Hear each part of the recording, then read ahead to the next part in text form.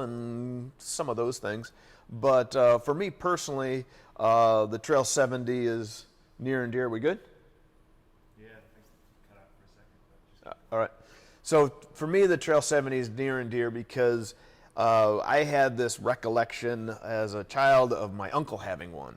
And I sat around for years and I'd ask my grandmother, I'd ask my aunts. Nobody ever knew anything about this, right? They were just plausible deniability about everything.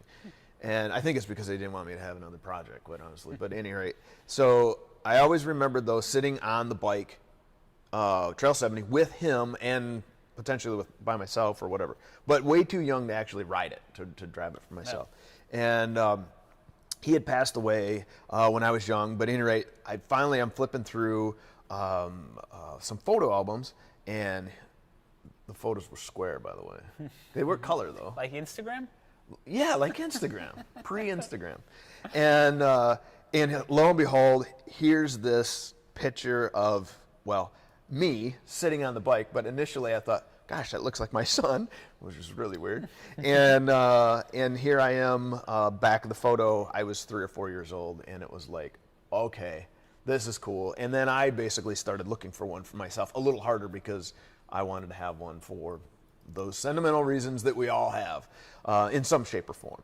And then we got talking about, on this side of things of, hey, what would be really cool to do that's car related, but maybe not a car. Yeah, I mean, we've done motorcycles in the past. We did the Harley. We just did the kind of engine rebuild on the Kawasaki. Right. And people have been, we get requests all the time for different engines, but requests coming in for motorcycles. But I think this one in particular has a spot like your story. It seems like anyone like age 35 to 70. I'm 30. I'm in that 35 range, so yeah, that's cool.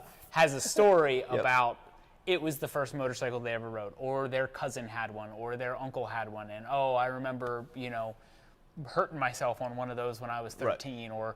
Or as we've heard from several people, I remember getting pulled over by the cops riding that down the road when I was 13, or whatever it may be. So and we've seen a lot in the comments through the Redline update videos, as well as the Redline Rebuild time-lapse video, of everybody being like, oh man, I had one of those when I was a teenager, or I would love to have one of those again. So that was kind of the idea, of being like, oh, this is kind of a touch point for whether you're into motorcycles or not. If you're just a pure car guy now, in general, you probably had an interaction with a Trail 70 at some point. And when you, in of course, as a kid, mini bikes in general are a big thing because they're available. Unless your mom was like, you can't have one of them, you're going to kill yourself, which is probably why I'm still here. But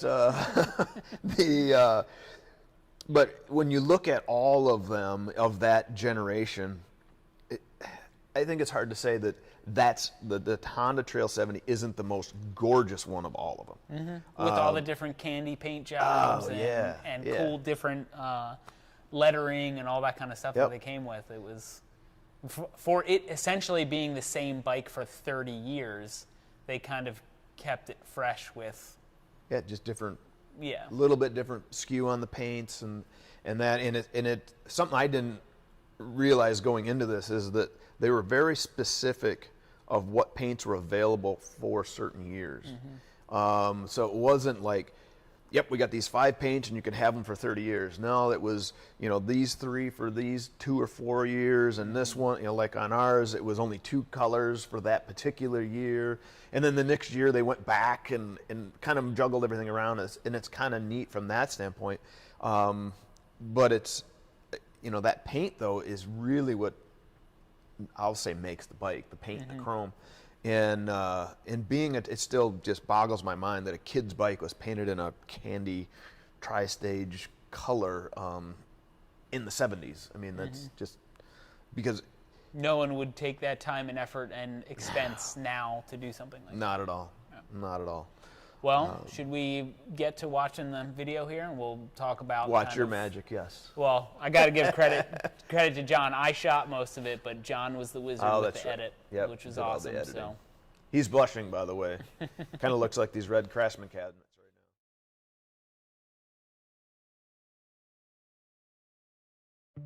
now. Honda, Honda. world's biggest seller.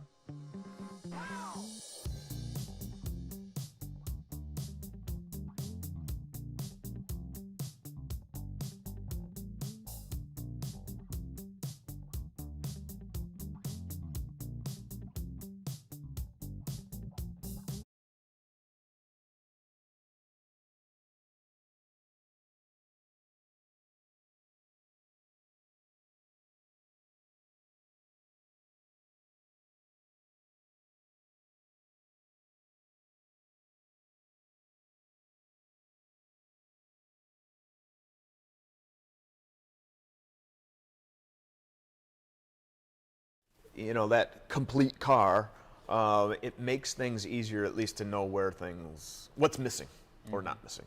It limits some of that. So having everything on the bike was pretty good, and at the end of the day, was very valuable relative to some of the very unique stuff that's relative to 74. So there was, you can play, John, there was a lot of parts coming off that we had to keep track of. I mean, this is, would you say it's more parts than a V8 as far as pieces to kind of? As far as the number of parts, it's Yeah. probably about the same at the end of the day. Yeah. As far as the complete bike, right? Because you have everything in there. Yeah. All right, so pause it here. This is a sweet picture. Yeah, this is, I feel like the most, granted, nobody's really, well, I guess there is a shot later on where you see it, but on the outside, this bike looked, you know, the paint was okay, and it had a couple little dings in the... Yeah. Actually, it would have probably cleaned up fairly well, just cleaning it. Yeah. But yeah, you look inside and you're like, oh, yep, there's the several decades worth of water and mud and everything else affecting it. So I think one of the biggest differences between the before and after is the inside of it. Yeah.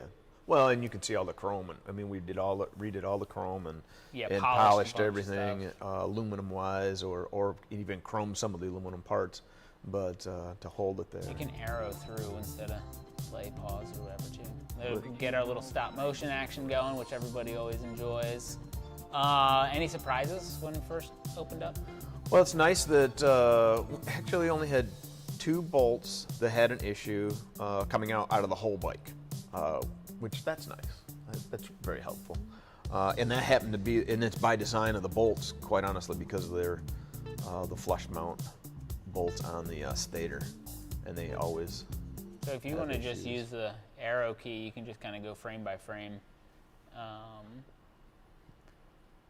as we go here. Yeah. Yeah, this was, I mean... So that's on the clutch there. But overall, I mean, like the inside of the engine was very clean. Yeah, it was. Clutch dust, basically, is what was in there. The bore was wore, and such. You could basically tell that it had been used enough over the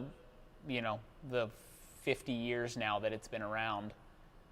It hadn't been sitting, so there wasn't sludge sitting in the bottom. No. There wasn't, it had been used. Yep. But it was tired. It was tired, but a perfect candidate as far as a restoration type of function is concerned. And as I see you kind of prying stuff out and that sort of thing, now there are, like you said earlier, you have the mindset for doing all this stuff because you've rebuilt a lot of different things. But in this case, we might not have the specialty tool sitting around. So how do you sort of come up with your decision of like, is it worth waiting around for an extra week or to try and find the part, or can I make something around here do? So and also, especially on the teardown, I'm not necessarily taking it apart the most efficient manner. Lots of times it's, okay, where do I go next? Type of deal. And but yeah, when you get into some of the stuff, you got to make, I'm always of the mindset of first make what you have do the best it can do, and without damaging something. So if you're going to destroy a part, then obviously get the right tool for it. I know we've had multiple conversations relative to JIC JIS, sure. Screwdrivers and all that. And, the honesty of it is that there's very little difference there. And you can get around it by being careful and having enough pressure on it so it doesn't jump up and out as far as that, I'll call it the Phillips head. Well, the other thing, too, taper's is slightly different. we were planning on replacing all that hardware anyway. Right. So as long as it kind of came out, Yeah. they were rusted and corroded enough that we weren't going to reuse them. Yeah. And the stuff that was available to put it back in, I mean, I'm sure you can probably get JIS stuff, but maybe. It proved hard enough to just locate a JIS, a true JIS screwdriver. Instead of a universal. Yeah, they're one. all, yeah. Yep. But, So this was, again, an instance of your first time taking one of these apart, but you generally know kind of how it works. What's your mindset for keeping things in some semblance of order so you know how they go back together again? well, I have a very good system of keeping things in order. What I have a real issue with in the shop here is keeping the pieces in the same spot when I'm done. Right. I won't name any video guys' names, but as you can see here, they all were moved relative.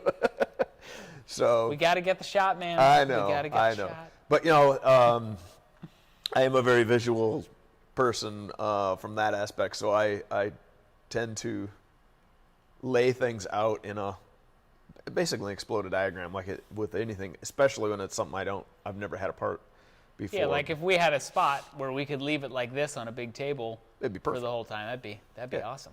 And we're close. We are close. Yep. Yeah. I mean, we had a dedicated sort of whole shelving unit there that everything Yeah. was laid out on. Yep. And you have to, I mean, in terms of when you look at this, and this is all the parts, all the original bits and pieces, I mean, of this, all the chrome parts got redone. I think we got in one new fender, right? Because that one on the No. Oh yeah. was pretty banged up. Correct. Yep. And crusty and worn. But we had even that one, even the replacement we had chromed.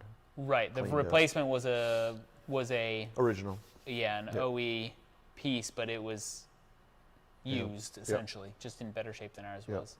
The engine guard was probably the only piece that was bought as an original and not cleaned up. Right. More. Yep. And then we got a new chain guard as well, right? Yep. Yep. Because that had a big chunk out of the Yep. metal. But yeah, looking at all this, we got new rear shocks. We got a new tail light piece. The very back piece. Yeah. Yep. The housing. New exhaust. And that, by the way, that was a first because that was the first time I've ever ordered. I'll say ever ordered any pieces from Europe for a project.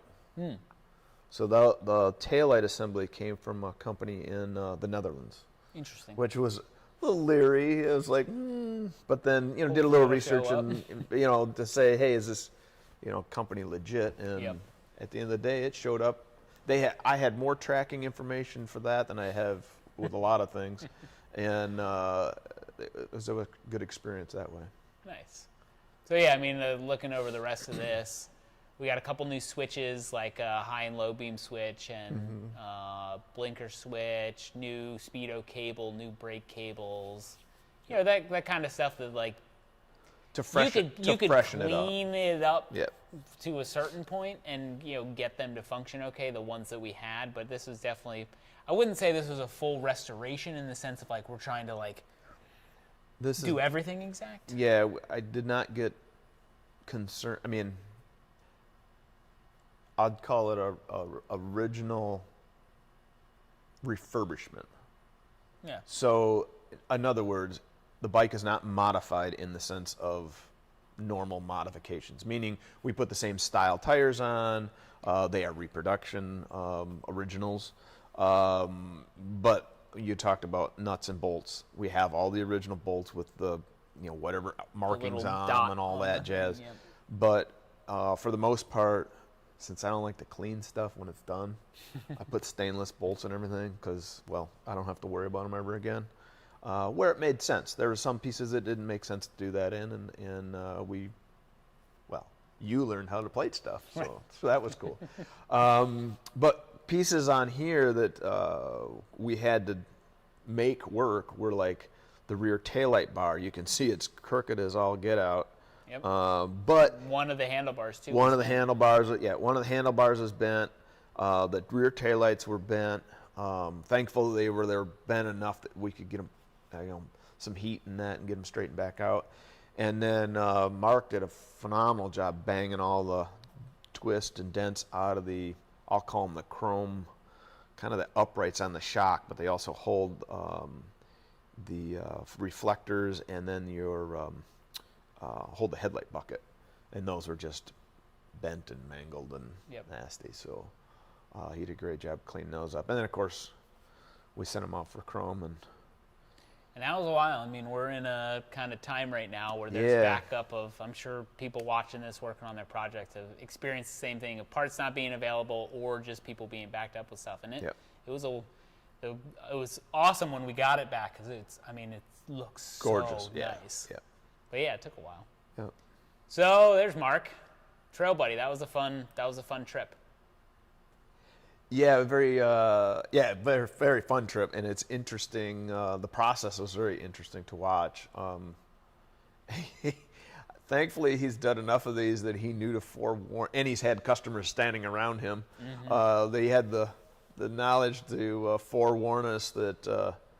Yeah, if you go back, I think you might be able to see it. Kind of one of the first earlier shots of it. Before it starts looking orange. Right. There you go. Right. Right in here.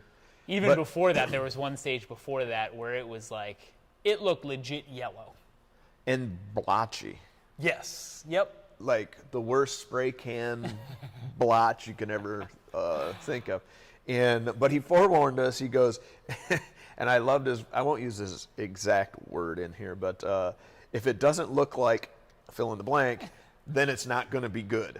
And it's like, well, that's a really weird way to explain things. And he also it looked said horrible when he was spraying it. And he also said what gets people in trouble where they think, oh, I can do this, right, is that they look at it at that stage and go, oh, I need to add more paint. Yep. There's not enough. It's not dark enough yet, or it's not whatever. Yep. And so they keep spraying it, and then it just drips all over, and then you have to strip everything and start over again. Yeah, because when you watch this, as he sprayed it on, like I said, it was blotchy, and you watched it like self-blend. Mm-hmm. It was crazy how much it was moving. He warned us, and I was still like doubting him, and then also Big like time. Amazed at how exactly what he said was happening. Just like, no, come on. Yeah, and then it just laid in nice and and but it's the nature of the color. I mean, it sits it looks heavy on an edge, and it but yeah. So I've done more than one. We'll say here it was.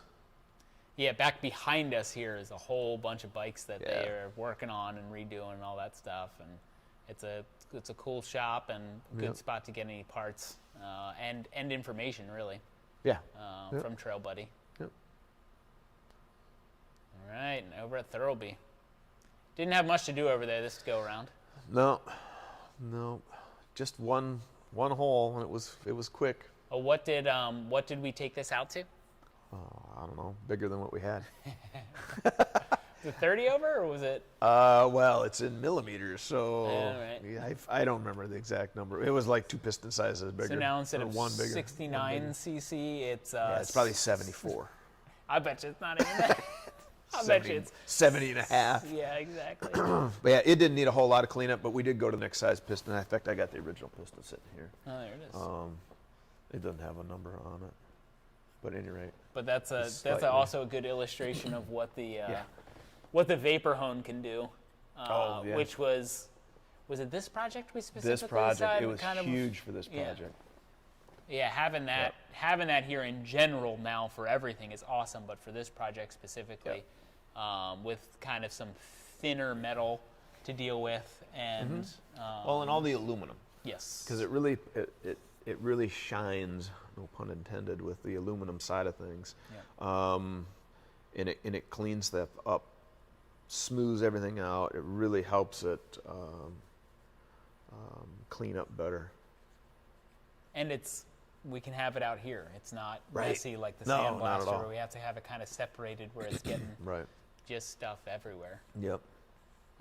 So this was interesting. This was Yeah.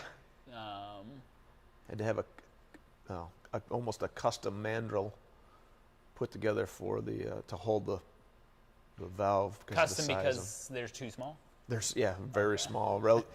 You're in an automotive machine shop, so you're taking in bike parts that are puny compared to everything, and I'm glad we only had to do 2 valves, Yep. just from a process standpoint. But Yeah, and this is Mark's custom jig there for for holding the parts in place. Couple blocks of wood and a Couple blocks cardboard of wood. box. yeah, truly using what's at hand. Yep. Yep.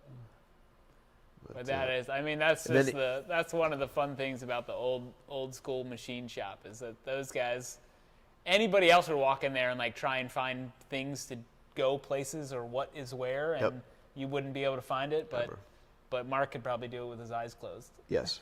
Yep. So, all right, back at Trail Buddy here with other Mark. Yep. Is there anything particular about, I mean, we kind of learned one little thing about what he does to get these going again. Just looking good, especially. Yeah.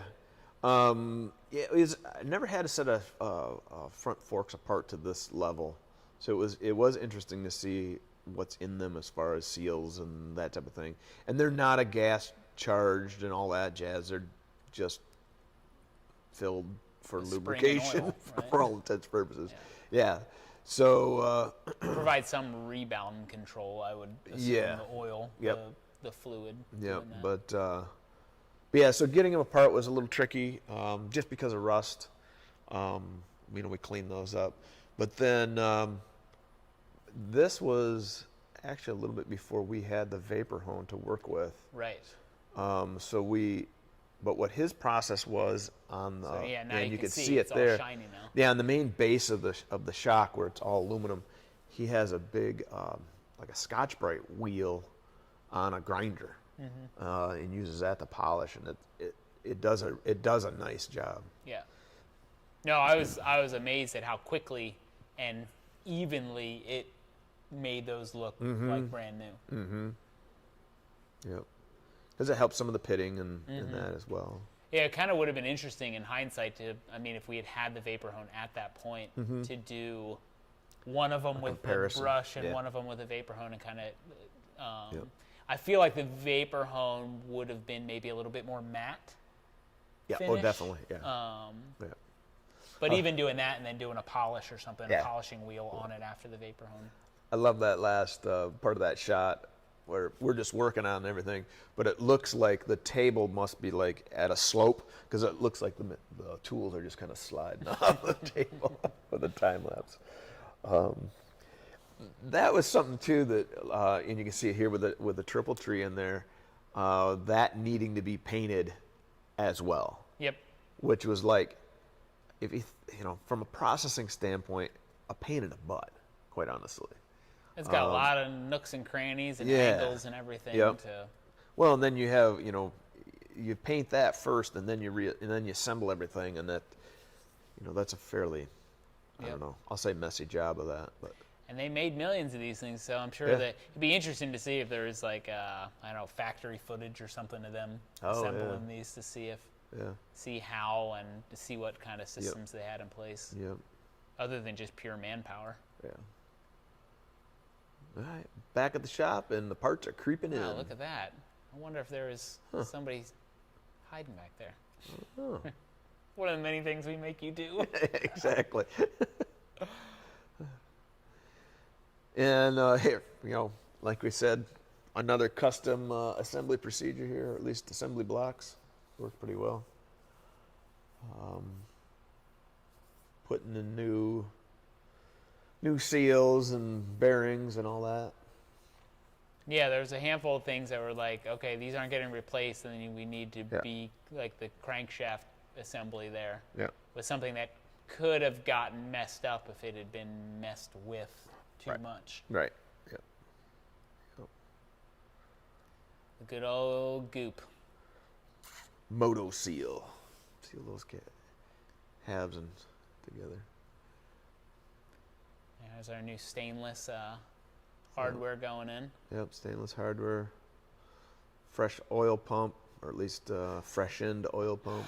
That's so funny just how tiny it is. Mm-hmm. Now this was, let's call it maybe a little bit trickier than the shot makes it Yeah. look. Oh, do you remember exactly what? Well, I know we had it together and apart a couple times. A lot of it was alignment and getting But it things was, all the way down. I think it was also just because some of them are full clutch pad on either side. Mm-hmm. Some of them are the plates and the clutch pad, one on either side, so it's like a combo plate. So it was figuring out the direction, as well as even with you having taken out the old stuff right there and then putting the new stuff back in order, I think there was some different patterning too on how the clutch material actually was on the discs. Yeah, and if you didn't have everything exactly lined up, then it didn't go down all the way or clip in all the way. And you couldn't, once you were over top of it, you couldn't see it to adjust. Yeah. Stator. That was while we're here. Yep. We're doing this. Yeah, there wasn't anything that we could necessarily see wrong with it, but you might as well not have it be an issue when we're going to kick it and go, this isn't. I don't know. We're not getting as much spark as we'd like, or anything like that. But new points, new wires. It was a whole rebuild kit essentially. Yep. New condenser, right? Yep. And that stand was phenomenal. That was. I mean, if there's any, there's our rockauto.com tip of the day. Yeah, absolutely. Right there is what I don't know how you would do this without going crazy, without some type of stand like that. And it was perfect for the whole thing. I mean, we eventually we put it onto the bike lift that we have, but you could rebuild the whole bike on that. Yeah. I mean, by putting that on there, actually pause right there for a minute. But yeah, so man, it looks like I need to wash my arm. That's horrible. But that stand worked great because it was at the right height and it was at the right, call it, angle. So there was a couple times you were kind of fighting gravity with it, but for the most part, it worked beautifully. Yeah, it gave you a wide enough base too that when you were cranking on stuff. And then when we brought the bike, and you'll see later, when we bring the bike in, it's right there. Yep. I mean, and it rolled in. I mean, that worked really well. Well, and it's just 2 through bolts too, so it was just. I mean, it's so light anyway. You just hold it there and go. Doop, doop. Yep. So here's a perfect example of what's in the drawer to make this work. So it's obviously you can't hold you got to torque on the nut right there onto the crankshaft. Well, there's nothing to hold on to rotate or to stop it from rotating. So I grabbed just a brass punch out of the drawer, put it through the small end on the rod, and used the case basically as the leverage point. And the torque isn't stupid, so you weren't going to bend anything or mar anything. And granted, going brass there helps. Yeah, with that. Because in the book there was a special tool to. Yeah, and that's going back to what I said earlier, was that there was definitely a good number of custom tools. And if Market Trail Buddy was right down the street, then sure, we probably would have been like, hey, can we borrow these tools, or can we come over and do that? But this was a case where we get to that point and we go, okay, well, we need to get this done. Right. So you make do with what you have. What we have. There's that fresh overbore piston. Did I say 60? I think I said 60. necessarily make any sense. But. It's always interesting when we shoot these too, because normally I say, all right, how long is this going to take you? Because I got to set the whole time-lapse rig up to time it accordingly. But typically you'll go, okay, well, it's going to take me 5 minutes, but there's 8 pistons, so 40 minutes. And this time it's just like, yep, it's just one. Yeah, exactly. We had a little bit of a time getting the piston into the cylinder. Yeah. Well, the rings are so small, it was hard to. I finally went and got a little screwdriver just to push them in, because you don't. I mean, you could have used the ring compressor there, but they're so.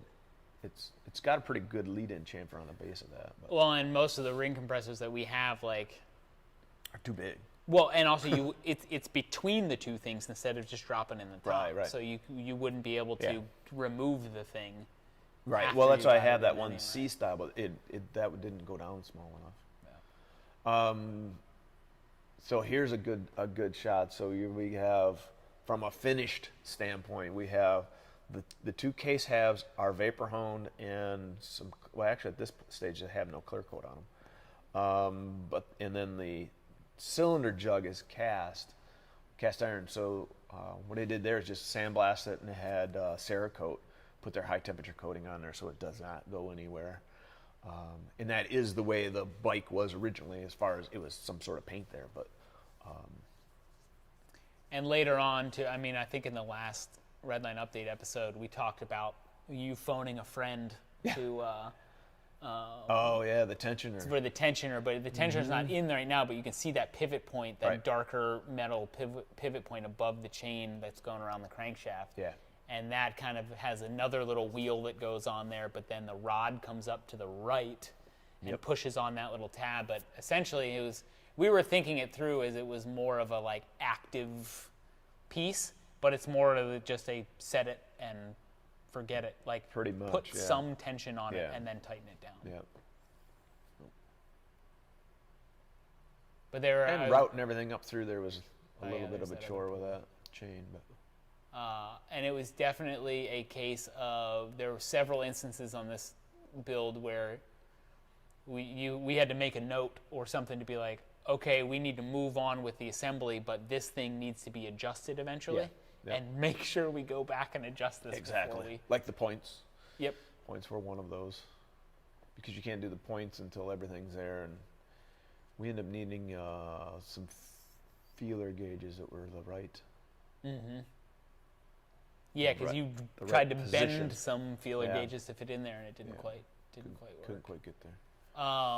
So this is interesting here in the sense of what you're putting into this. That was maybe our only, call it, performance modification. Oh, yes. Yeah, aside from boring. And I still haven't been told what the change of duration is, but yes, our high performance camshaft. I'm pretty confident it's a 3/4 race cam. Oh, sweet. I'm pretty sure. Yeah. Getting us another half horsepower out of it. I know. No, it'd probably be it's probably not rated in horsepower. It's probably a third of a watt.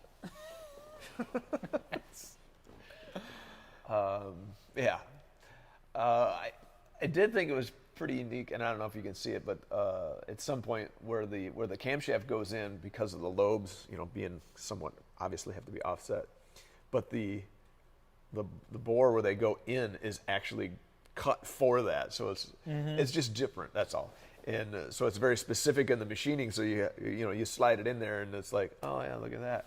And then there's only what holds it in are these pins that just go in the hole. Right. But because initially we're like, I should say that's for the rocker shafts. The rocker shafts just push in. But initially we're like, I wonder how these come out. Yeah. And you can see they're threaded and just literally take a. Well, we had it sitting there after when we did the whole disassembly and that big shot with all the pieces. The head's still assembled because I remember you being like, we're gonna have to figure out how this. Yeah, I'm not sure how this goes out. Yep.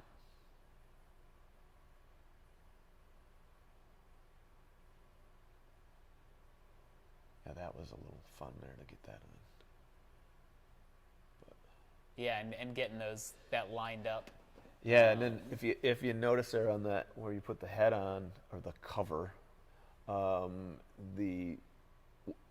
it's interesting that they have, well, there's 3 acorns and 1 hex, and then there's 3, call it standard washers and 1 copper one. Yeah, so on the left you can see the copper one the under copper, the because acorn. that's an oil feed up to the top, so you're and it's from the obviously the crankcase, so you're sealing that hole all the way up.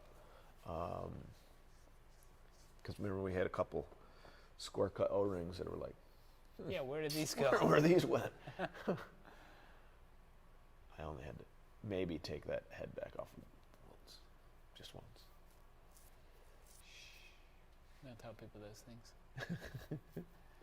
Little stop motion. There was one comment on the video that was like, nice work to the video guy getting all these cool shots and somehow keeping his reflection out of the chrome. Yep. Like, you probably see me at some point in here. Yep.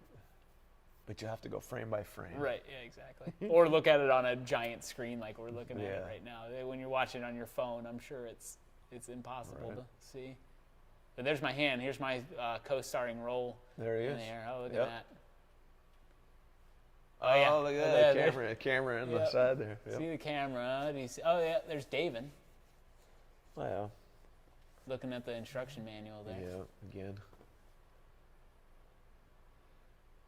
Now, this is definitely something in the case of we put this in to be done with it. Yep. As like an assembly, but then ended up having to take it off. Actually. Yeah. Had to take it back off a couple times. I'm sure there's a handful of people that were like, "You can't do it." Yeah, don't put that on yet. Yep. But we do things a little bit differently here.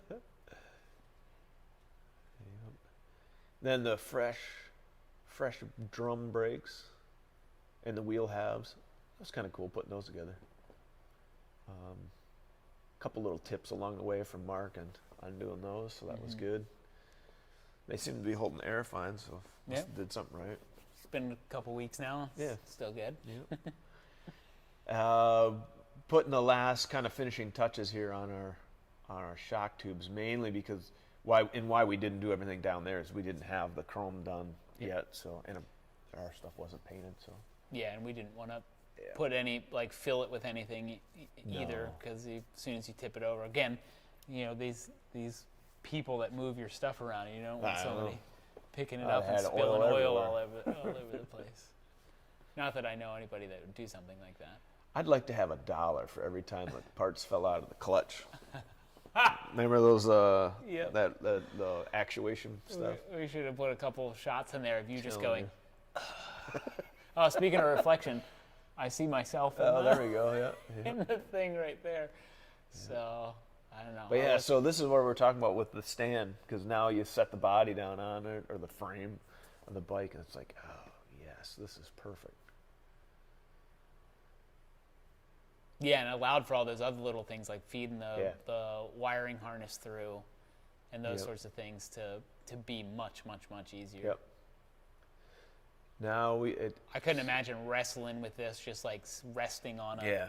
Now something I didn't catch it myself, but at this point, it is key to have the coil in the frame of the bike. Because remember, the coil. So if you think about things from a longevity standpoint, and gosh, what am I going to have to repair? The part that most of the time is one of those maintenance pieces that goes bad is the coil. It is the very first thing that goes into this bike. Yeah.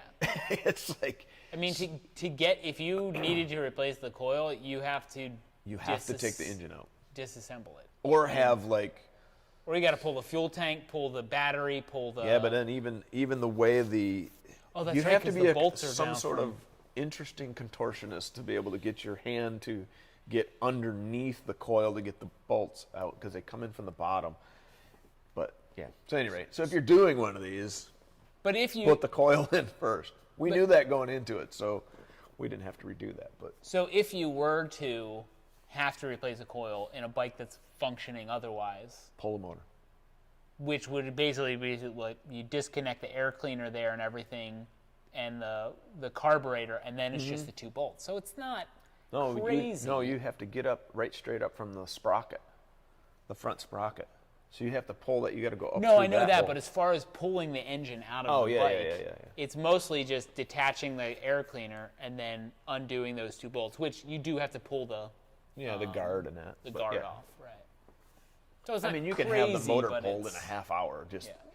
it's crazy to think you got to pull the motor to replace a coil. Yep. That's all. I think this is one of my favorite shots. Oh, yep, coming through the other side. Get a good close up of the sparkly paint too, which is cool. Yeah. And then there's a big difference now between the inside of what we talked about earlier, the just crusted rust and dirt, and what it looks like now. Mm-hmm. And it's crazy even looking at this shot. Mark was saying, he's trying to spray as much inside as he could, but obviously it's not going to look the same because you can't hit stuff. But man, it looks good. Yep. Fuel tank. That was probably the easiest part to clean on the whole bike. The fuel tank? Yep. I vapor honed a little bit of it because the edge was a little bit rusted, and then the crimp. Yep, the crimp had a little from water just sitting on the top face. Mm-hmm. Now, what coating did we do on all the black shiny stuff that we have here, like the air cleaner box and all that stuff? Yep. So the air cleaner box, the seat pivot or seat hinge, that top piece that holds the fuel tank in, those are all powder coated. And then because of the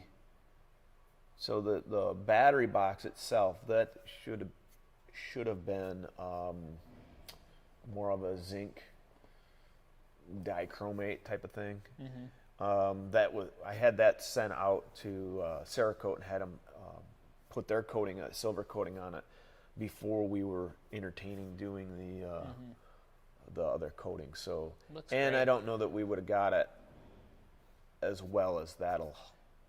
This shape too, I think, Yeah, where the we shape were would have been working in difficult some for us. buckets that weren't quite maybe big enough to do that. Yeah. So that's why. In fact, when we were putting this together, I'm like, man, I can't believe that battery box kind of looks odd relative to everything else. Like it shouldn't be silver. Yeah, like it should be the other. And I kept going back and double checking, and I'm like, oh no, that's the way it is. So. Oh, and then I did the same thing on the latch. Mm-hmm. But it turned out really well. Some more chrome. Lots of fingerprints on that chrome now. Nothing you can do about it. No. Shine it up later. And now that was interesting with that tail light. Mm-hmm.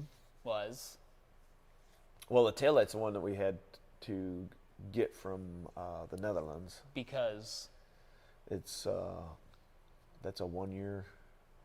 Yeah, 1 year only on that. That was like one of the first warnings that we kind of got from Mark when we started going into it. Was like, now 74 has because it was the threshold between the safety stuff. Had to have blinkers and had to have like a kill switch and a couple things like that. So I think there was just some factory all right, just get this done and we'll redesign it how we want it later. Right. And if I remember the blinkers, speaking of those the amber lights are the same as a CB, so a big bike. Well, there were a good number of little pieces like that all over the place that were shared parts between a lot of their bikes. And if you go back too, these ones are the original. Yeah. The tail light is new, the actual plastic. Yeah, because ours was gone. Broke. But we reconditioned the lenses. All the lenses and in fact, all I did on those, I used the headlight polishing restoration kit. Yeah, restoration kit, and they turned out really nice. A couple little scratches in them, like gouging things, but it doesn't. But no, it blends in. I was surprised what half hour worth of work did. Yeah. To bring those back. Yep. They look brand new. Yep. All right, getting down making it look like a bike. That all went together well. There's some tricky stuff. I remember you trying to figure out the. I mean, there's really only one way that little brake Yeah. lever went on. Yeah, the lever only, it's kind of key, and it's spline, but there's some flat spots in it, so there's only one spot it goes. But when we put it in there, it didn't. I'm still astounded for having brand new brake pads and everything in there that adjustment had to be so much. Excuse me. That was really what we're struggling with. I was like, wow. I wonder if too, I don't know, something we didn't think about at the time. We used the original little cam thing that was in there, didn't we? Or did we replace that? Yeah, as that well? nut on the end. Yeah. No, the inside, the actual actuator that pushed the pads out. Was that original? Or did we Yeah, replace that was original. Can that get worn? Yeah, but it didn't. It wasn't excessive if it was. Yeah. Our new shocks on there, nice and shiny. And I think actually that the originals came with, if you go back to that, originals came with these little plastic pieces that went in between the spring and the aluminum base. Yep. And we had the old ones, but they were kind of crummy, but we haven't done it yet. Actually, the old ones didn't fit with the That's right, reproduction springs. They were slightly smaller on the ID. So ultimately, what's in there now, and actually it was in there before we were done with this, so might be able to see it later on in the shop, but I 3D printed some bushings, spacers. Yeah, and they're just for squeak. So. Yep. But I mean, we've talked about it in the past with some of the projects about 3D printing stuff, and there's some fun little things like that here and there that we've been able to be, whether it's mocking up stuff for when we printed the piston out for was it the straight 8 or the stove bolt? Both. The straight 8, sorry. Not the stove bolt. You know, it's a fun new world of being able to do little custom bits and pieces like that.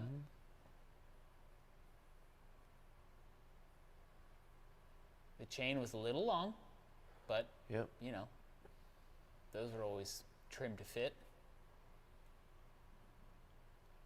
When you went for the first ride, it was because it was tight when we put it on there. Yeah, it was. And I know we were concerned, but it didn't take long for it to stretch out. No, yeah, it loosened up right away.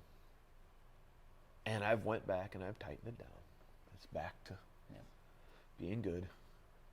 And Yeah, I'm I think sure there was one comment of somebody being like, "You need to try the chain." And I'm sure it'll need to be tightened up again because it's a maintenance piece. And that old sprocket was whooped. Yeah.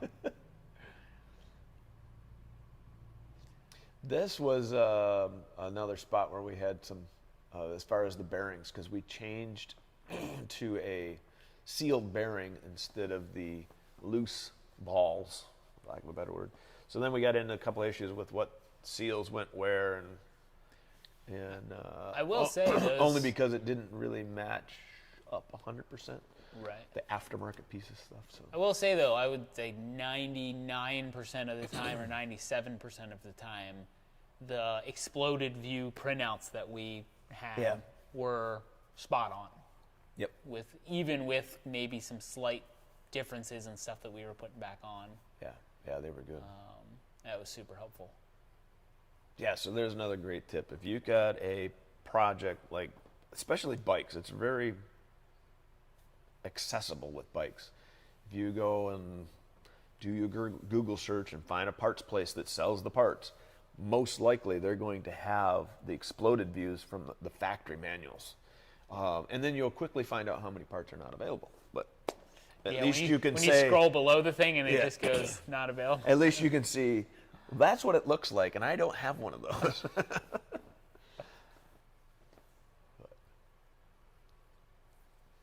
Fine job on that horn, Ben. Yeah, Looks you nice. know. There was a lot of kicking in from whoever happened to be around to get some stuff done. And there's just little things where, you know, we needed you working on some of the bigger stuff and getting some stuff done on the sides. Yeah, I think everybody got in there. I know John was in the That speedometer looks good too, if I do say so vapor myself. hone, and the sandblaster.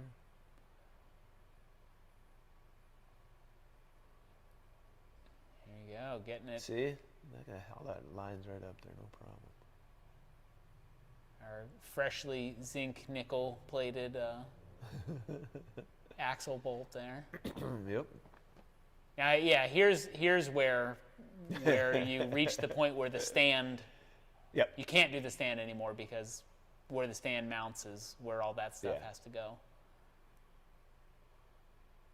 Yeah, that engine guard.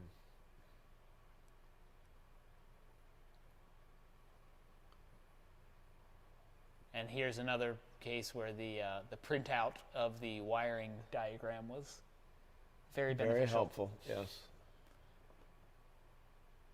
Yep. Oh, here you go. Here's a tip. When you put the gas tank in with your new fuel lines, what should you do? Probably should label them. Is that what you mean? Yes. Yeah, know which one is on the long tube and which one's on the short. Yeah. But figured out without pulling it back out. Yeah. We did a little experimentation on your other CT70, right? So, Yes, and here's the other thing too. Even if you do have the manual, if you happen to have another nice representation of the same thing over in the corner, let's just say, it makes flipping through pages a whole lot quicker just to run over and look at it. But that's that's a luxury to there, be completely for sure. transparent on that. And it still astounds me how that everything comes into the headlight bucket to the junction box for everything. I mean, it makes sense, but holy moly. There's not much other place you could put it. No. True. Look at that fancy transition, John. We did have a case, and this is something when we were looking at parts and very year specific, is that we ended up initially with a speedo cable that was too short and a brake cable that was too long or too short also. Throttle cable. Or throttle cable. The brake cables were all good. It was the throttle and the speedometer.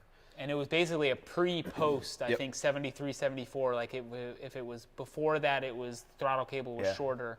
And in our searches for parts, we found some places that were like, oh yeah, if this is a 74 or above, this is the longer one that fits.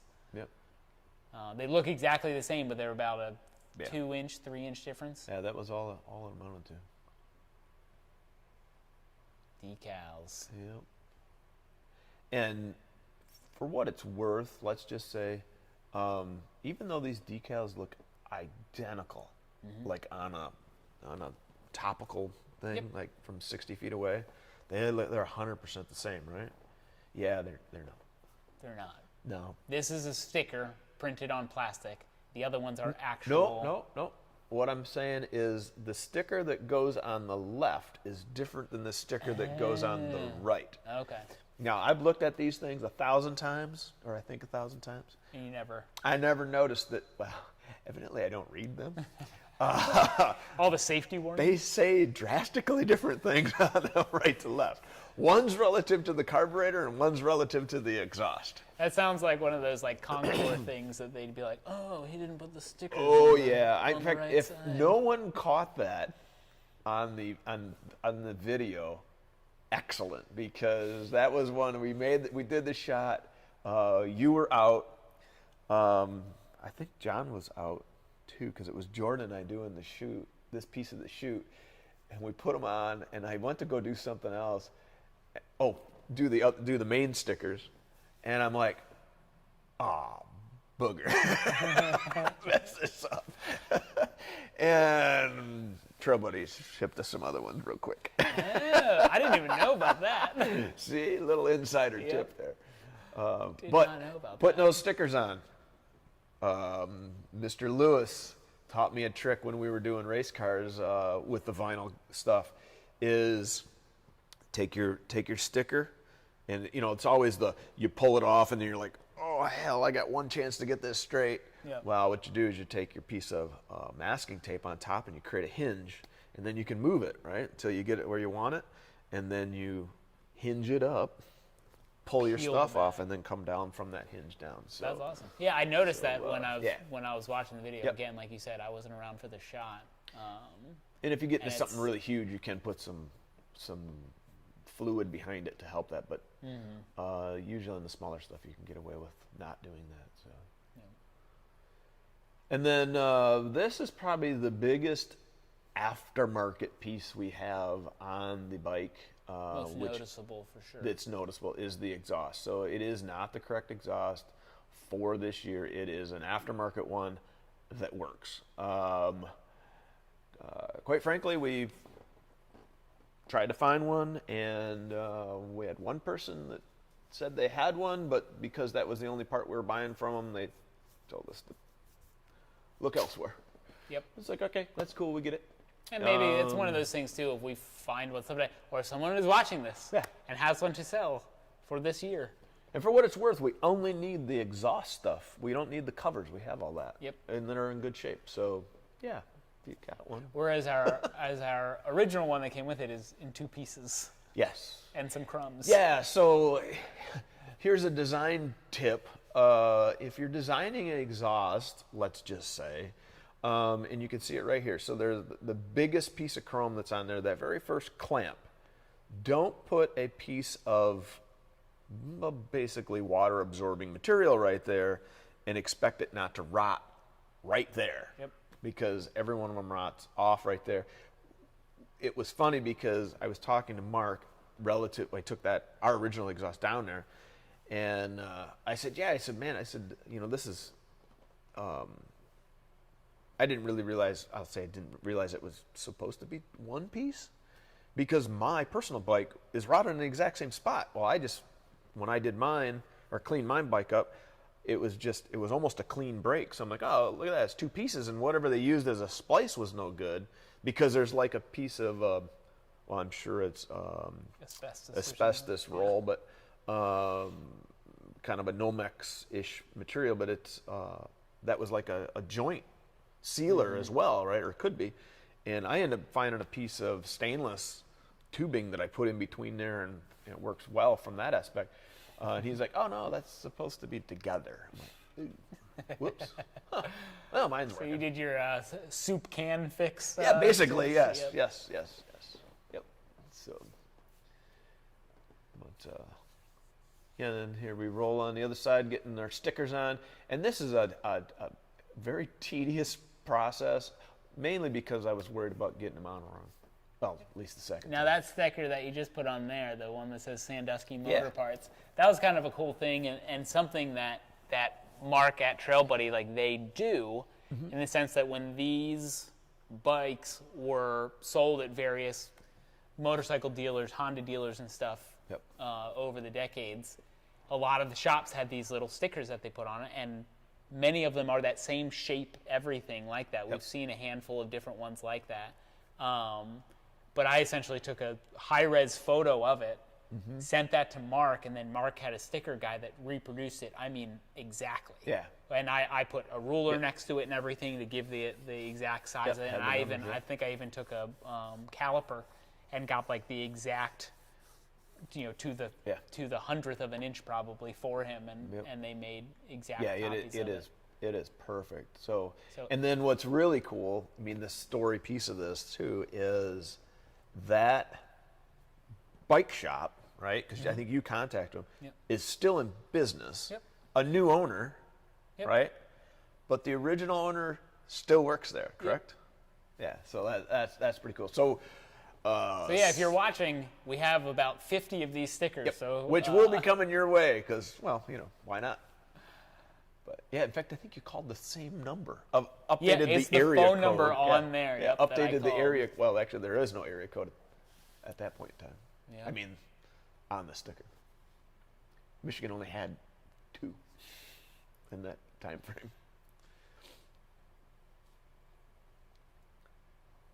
I was really amazed at how well those stickers went on, and how good they look. Yeah, they went really, really well. I'd like to think it's the experience and craftsmanship of the installer, but Definitely. might have something to do with a good sticker to work with too.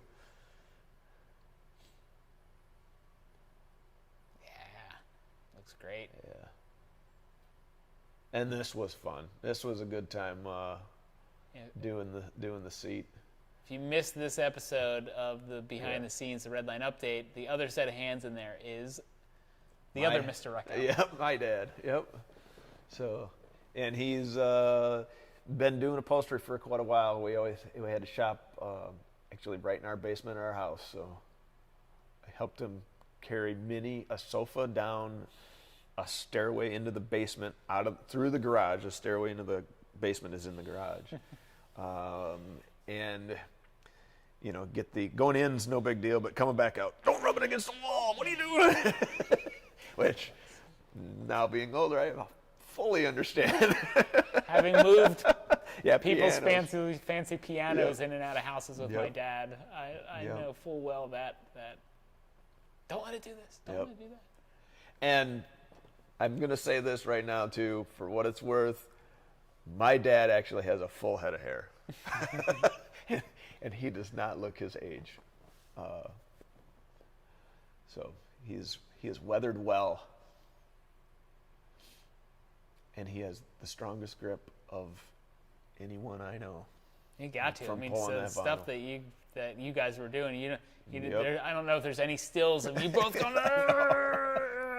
Yep. But it looked gorgeous. And heck, if we didn't have even just his tip of that extra piece of padding on the top, it wouldn't have looked anywhere near as good. There's a reason we called in the expert. Exactly right. Yep. And I'm glad I didn't tell him that we were going to film that day, because I don't think he would have came.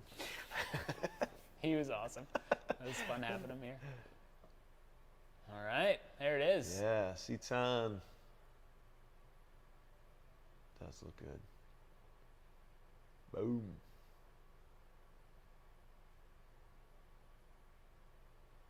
If I recall from the conversations in the office, while you guys were shooting the glamour shots of this, there was some statements about catching glare off of or getting the sticker so it didn't glare or something. Oh, yeah. What was the was there a focus problem or something with it? Was the autofocus freaking out? I think it's all the multiple contours or something, right? Yeah, no, it was one of our lenses, the Sigma, was having trouble with the autofocus. Yep. Stuff you just deal with. I love this shot with the slow-mo rain in the background. That's cool. Great. And man, that thing looks awesome. That looks like a brochure. As we go through it, and we're so, we have seen every little bit of it. And I'm this way with house projects, with any home, anything that I do. I nitpick everything as I go. And it's rare that you get to see a shot like that of something and you go, oh, like, that looks good. We did it. Yeah, that looks good. Yeah.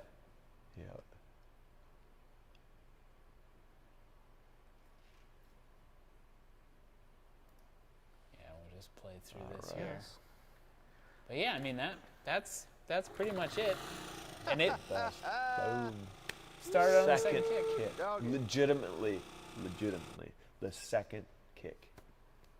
That was awesome. And Pay no attention to the oil drips. The oil drip coming out of the clutch. So one of us forgot to tighten that. I won't say who it was. Yeah, I wonder whose job that It is. was loose. Oh yeah, there was an O-ring missing too, maybe. But oh, they're just great little bikes. yeah, I was joking with the chain's definitely loose there.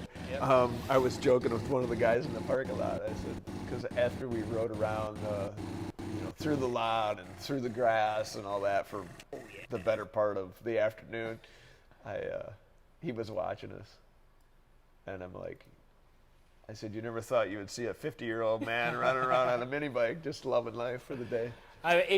Your joy came through because there were a whole lot of comments on the YouTube was a video blast. of people just being like, you can tell that not only you have the excitement of woohoo, we finished a project, but it's just taking it back to being a kid again. And I have to say this, so if there's any questions of why the sparkly silver helmet, that is my uncle's helmet. So nice. I wear that whenever I drag race or do stuff like this. So it's when I drag race in my I'll say slower car. But yeah. Well, that's it as far as the build goes. But we got one off the project board. Finally, yes. But I've also added others, so it's never ending. No, yes, exactly right. So I guess if there's anybody still watching out there, and you guys have any specific questions, or if any questions have popped up, John will relay those to us. And if you're bored and you've already fell asleep, then have somebody nudge you. We had one that was about vapor hunting, because you mentioned specifically aluminum, but what else is good to vapor hunt? You can vapor home literally anything that you can sandblast. I had those rubber knobs that hold the handlebars on there. Use that to clean that up. And I mean, I've done steel. I did the backside of, I don't remember one of the parts. It's almost easier to control. It's going to sound a little funny because it's technically the same process. I mean, you're blowing media at it. But I find that I can take, like, let's say the backside of this remote, and I can blast this pretty cleanly without getting out here. Yep. It's really interesting. And it goes quick. It's not slow. On really super crusty stuff, and it's like anything, it's going to go slower because it's harder to get off. And for a lot of that stuff, we basically kind of threw it in the sandblaster first. Yeah, some of it, yeah. The real crusty stuff will sandblast first traditionally, and then vapor hone it after, and it cleans it up really well. But yeah, it does do a really nice job. But you can vapor hone plastic. You can, I mean, most kind of hard materials. But it also depends on what kind of media you have in there. We right now have glass. Yeah, I think just it's glass beads. Yep. But you can do actual sand. You can do. Then they have there's ones that's more like a. I'm sure you can run walnut shells and all that, but the standard for those are the glass beads. There's silicone or silicon carbide beads as well. I think that you can put in there. There's plastic stuff too. And those and I know I've been asked outside of this directly asked about cabinets and all that. They have a multitude of cabinet sizes. I mean, we have a very large one because we have a bigger space. They do have some. But they have one that's like maybe this wide, and it's just like put your hands in. And you can portable deal.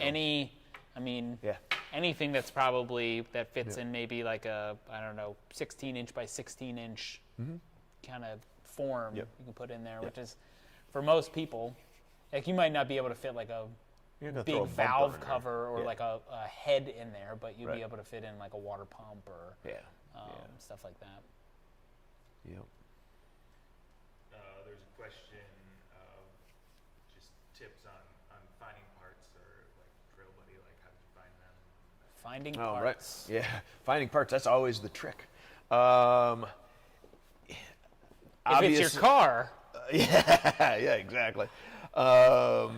If I guess at the end of the day, yes, the internet is a very useful resource from that standpoint, and then it's still asking and talking and pushing everything.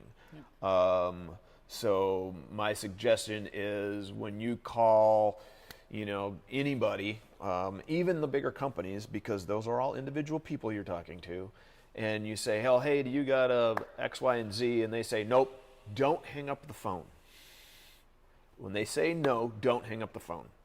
Ask them another question of, well, do you happen to know anybody that does? Or do you know why these are rare? Or blah, blah, blah, right? Something that they will give you an extra 2 seconds and say, you know what, I bet you Joe or Mike or whoever, Eli might have one, and here's a number, or, look here or there. And obviously swap meets are still great places to look.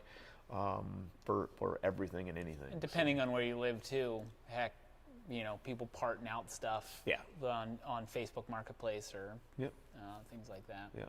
But I mean, eBay, we got a couple things from eBay. Yeah, we did. Yeah, a few things from eBay. We get a lot of it from Trail Buddy. They found a lot of it for us too, because they're like, well, yeah, they're looking as well. So we got some other stuff that they didn't necessarily stock. And he you know, has from some like kind of distributors for some various bits and pieces too that he's able to, you know, somebody like Trail Buddy that already has established all those connections. Yep. You know, he can put feelers out for that sort of stuff. Yep. Question of what happens with the bike now? Well, we're not going to jump a shark with it. That's for sure. And I had a That was a horrible different nightmare motorcycle. last night, and we're not going to slam it into a wall either. Actually, what is going to happen to it now? Well, we're going to run around town and get parts with it. Oh, we already did. Yep, I went and got some parts the which other was pretty day fun. with it. Yeah. Yeah, so Although we'll be using it. I'm still confused as to what is fuel on and what is fuel off, because the two times last week when I took it out, I made it about 200 yards down the road, and it goes, Like, oh man, what's wrong with this shoot. thing? Yeah. All you got to remember is the pep got closed. It goes over the drain. That's right. It has to go There you over go. the drain. But yeah, as far as that goes, I mean, you will eventually see it somewhere. We have some plans to do some things ourselves. I would love nothing better than to have it in the back of the pickup truck and go run to some event somewhere. Go down to Barber or go to Yeah. No, we want it to be out there. We're strong proponents of, you know, it's not going to sit and look pretty. Yeah. Like we'll enjoy it for it being kind of restored, and we're not going to trash it by. But any we're means, not going to we're let Ben run it through the mud, in case you're wondering. Maybe it was once. That's what the Kawasaki's for. You can There you go. take that through the mud. Yep. No, at the end of the day, you know, do the projects, have fun with them, enjoy them. I mean, we've talked to so many people. I just saw a sticker the other day. The worst thing about something relative to, you know, the worst thing you can do to a car is paint it and make it look pretty, because the stress level goes crazy. And there's some truth to that. But you know what? At the same token, if you painted something and it looks beautiful, you still are supposed to use it. You can repaint it. It's okay. You know. But yeah, otherwise that's what we'll be doing with that. And we are on our way. Are there any other questions? No? All right. So yeah, hopefully you guys enjoyed that. We did. We enjoyed the project, and you can see we're having fun using it as well. And there's some pretty neat things. Learned a lot. Like any project, you learn new things and tricks of doing some things, and so it was definitely valuable from that aspect. Mm-hmm. And well, of course, we're going to apply that knowledge to the next smaller project we do. Yep. Yeah, and obviously, you know, for anybody has tuned in the Redline updates, we still got some work to do on the Snowball Ford race car, so we'll keep cranking on that. Yep. Hopefully, be wrenching on the engine for that, the 440 Chrysler, here soon. Soon. But yeah, again, and we'll be introducing some new projects. Yeah, absolutely. So thanks for watching. Like, subscribe, share the original video with as many people as you can. Yeah. And we'll see you in the next Redline update. That's right. You know the drill. Get in the shop, get your work done, because Ben and I got to get to work now. Lunchtime.